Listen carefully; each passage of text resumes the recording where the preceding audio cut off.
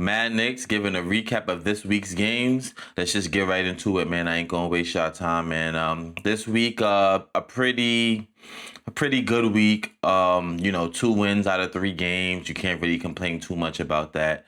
Um, you know, the new scuttlebutt is, us playing teams under 500 and beating those teams, but the teams above 500 is like where the issue is. And I mean, look, it is what it is, man. We lost against the Rockets, a team above 500 this week, and we beat 2 teams under 500 this week. So, it continues, man. But all in all, still, man, you play who's in front of you, and we got the job done, man. We played the Rockets, we got smoked pretty much from the start, man. They jumped out on us. We always struggle early. We got to get past that. We got to start working on that for this playoffs because we got to rev up for the playoffs. We can't have that happening, and that happened in that Rockets game, man. It's just like, I mean, we started some mini runs. We made a few runs that was like almost like had you like, oh, maybe we can, but the Rockets have been known to lose big leads, and we kind of did against them the first time we saw them, but nah, we got smoked, man. It was pretty much what it was. Uh, Grizzlies, we kind of blew them out. It got a little competitive, a little late, kind of, sort of. I mean, I don't think it ever got past us being up 10 points. They was bringing it somewhat, even though it was their G League team. Nothing to lose, man. They was playing hard for the most part. But it was essentially a blowout. And the Bulls game was a wire-to-wire blowout. We blew them out from, beginning to end. Player-to-player stats. Jalen Brunson. This week, Jalen Brunson, it was okay. Didn't really need much except for the Rockets game. You kind of really wanted him, wanted more from him in that Rockets game. Um, he had 12 points, 5 for 14 from the field, 8 assists, 6 rebounds in that Rockets game. He had a DNP in the Grizzlies game. Slow management, of course. And for the Bulls game, 17 points, 10 assists. I kind of have him down. Not a really good, week for Jalen. The Rockets game, I just wanted more. He was kind of forcing it, doing boneheaded stuff. Didn't play a really good Rockets game. The Grizzlies game, he didn't play, obviously. And the Bulls game, he didn't really have to do much. I mean, he did have 10 assists, and that was good. You know what I mean? But we was kind of punching him. So I have him down. Mikal, 7 points against the Rockets. Grizzlies, 24, 9 for 15 from the field. 12 points against the Bulls. I have him neutral. I mean, I get the Grizzlies game. He had 24. It's neutral, but like I'm kind of encouraged by Mikal Bridges right now. Like he's looking a little bit more and more confident with the shot. He's looking comfortable. He's going to the rim. Like he's starting to channel some aggression. Like I know we're working from 0 and maybe he's at a 1, so it's not that much progress, but hey, I'll take a 1. The bar is pretty low for Mikal Bridges' play all season, but it's a good neutral. OG, Rockets game, 8.6 rebounds. Grizzlies game, 25, 4 for 8 from 3, 13 rebounds. Bulls game, 31 points, 9 for 15 from the field, 7 for 10 from 3, 8 rebounds. I have OG up, man. I don't care about the record. He's been playing crazy, been wild. And that 3-point shot, he's been shooting that thing. 3 after 3 after 3, going to the rack.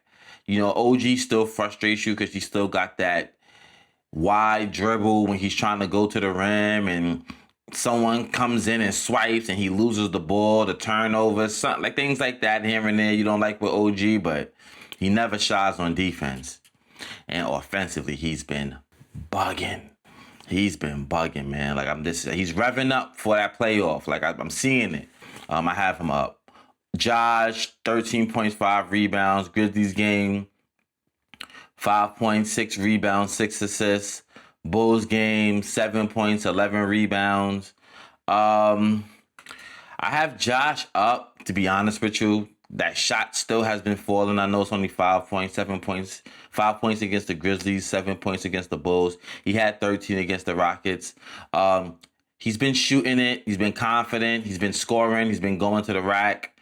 I have him up. You know, I have him neutral. I have him doing what Josh does. This is what Josh been doing. I don't see where anyone has an issue with Josh. Like, so I have him neutral, man, for this week specifically. Cat, 22 points, 8 rebounds against the Rockets. Grizzlies game, 20 points, 11 rebounds, 11 assists. 11 assists against the Grizzlies. Bulls game with DNP. I got Cat up. He's been consistent, man. He's been scoring, rebounding with minimum touches, but still being effective out there. Not fouling a whole lot, not doing silliness out there, and playing some somewhat decent defense. Mitch, 5 points against the Rockets, a DNP against the Grizzlies. The Bulls game, he had 17 points, 3 for 4 from free throw line. That's the most encouraging thing about this that I have with Mitch. More and more you seeing him go to the line and like not have those jitters or not like you just feel like the shot is gonna go in. That's the most encouraging, man, because they're gonna hack a Mitchum. They're gonna do it, man. Especially if we see a Boston, that's their game plan against Mitch. So it's like if he could just consistently make it in, like just be 50%, 60%, man, come on. And I listen, it looks better. It's an arc in the shot. It's not so much of a line drive, and he looks confident doing it. I got Mitch up, man. I like the way he's been playing. Shamit at DNP against the Rockets. Grizzlies, 13 points. Bulls, 8 points. I have Shamit neutral. You know, you get what you get. Making a couple threes, play some defense. Nothing standing out really, but good play. Jose, 12 points. 12 points against the Rockets. 15 points against the Grizzlies. Bulls game, he had 2 points, 4 assists. I'm going to put him up. That Bulls game, he didn't play much. I think Mike Brown just kind of just want to try out other lineups, see what else works, which I'm not mad at. It's not like Jose needs to be playing. I mean, it's not like that.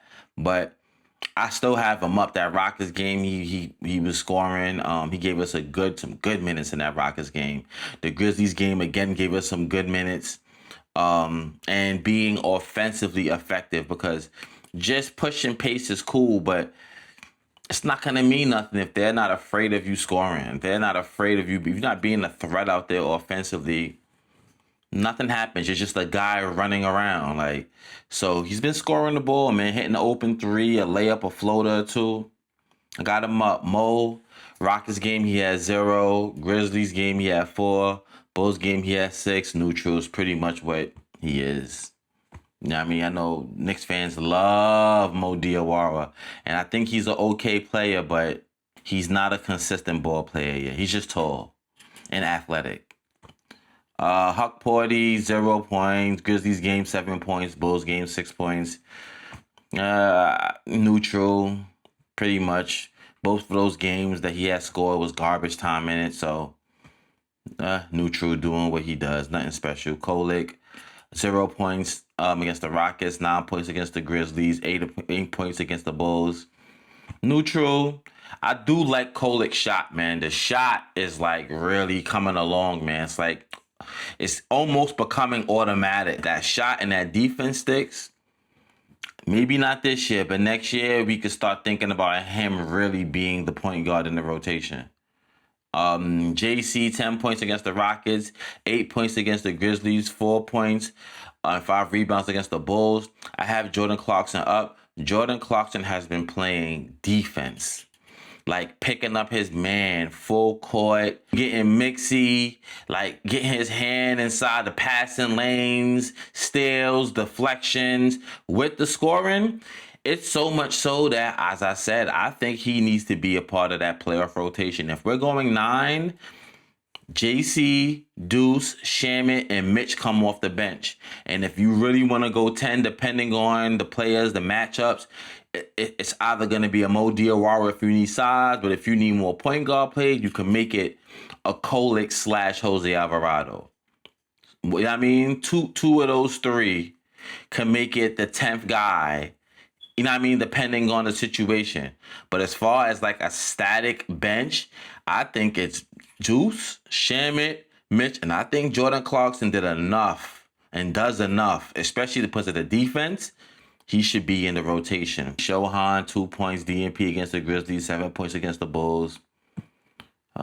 Neutral, I guess. Not really nothing special. Didn't play much. The Bulls and the Rockets game was garbage minutes. The Bacom Dadier, the same thing, neutral. 0 points against the Rockets. Grizzlies game with DNP. Bulls, 5 points, neutral. Garbage time. McCullough Jr. had 3 DNPs. Deuce had 3 points against the Rockets. Grizzlies game, DNP. Bulls game, 6 points.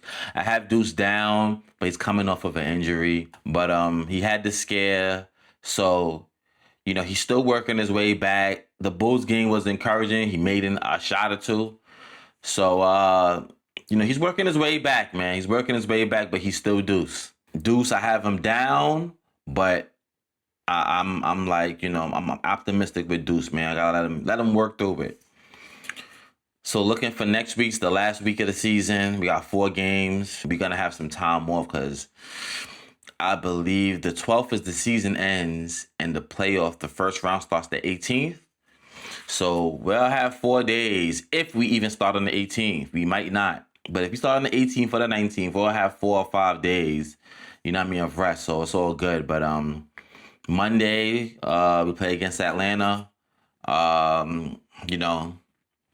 We got to bring it. It's a team that it's possible we could face in the first round, especially tonight. Today, Boston just beat Toronto.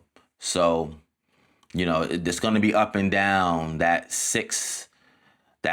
would say I think that 5, 6, 7th spot is kind of like up and down. We're number 3. Cleveland is 4. I think 5, 6, 7 is still kind of like up for grabs a little bit.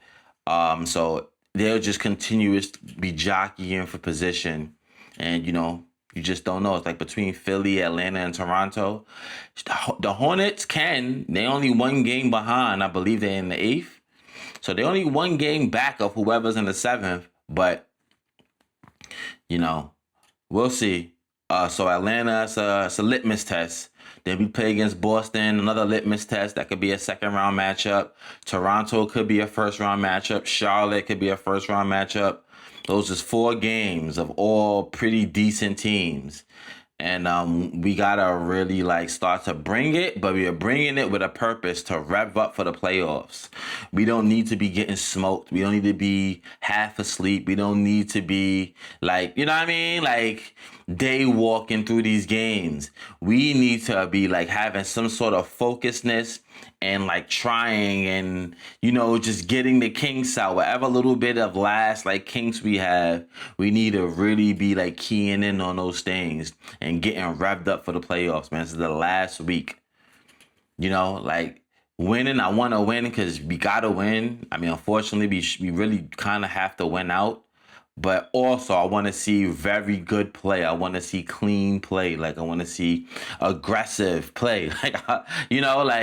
The things we haven't been seeing, I need to see it at the end of the week, man. I'm tired of hearing the players talk about it. I want to see them be about it. So Monday against Atlanta, then we got 2 days off. Thursday against Boston, then a back-to-back Friday on Toronto, and Sunday versus Charlotte.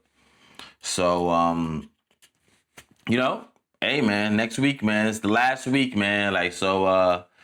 We're here. It's coming so fast, but it can't come soon enough. It's a weird feeling, weird vibes right now surrounding the team, really amongst his fan base. But hey, man, I'm hoping. I believe in this team. I think we got the roster. I think the time is now. All the stars align. It's just we gonna have to really bring the effort, man. So that's pretty much it, man, for the weekly recap, man. Mad Knicks here. Comment, subscribe. Subscribe to my Mad Knicks short channel. Follow me on @KMoores_ on Twitter. And we up out of here, man. Peace.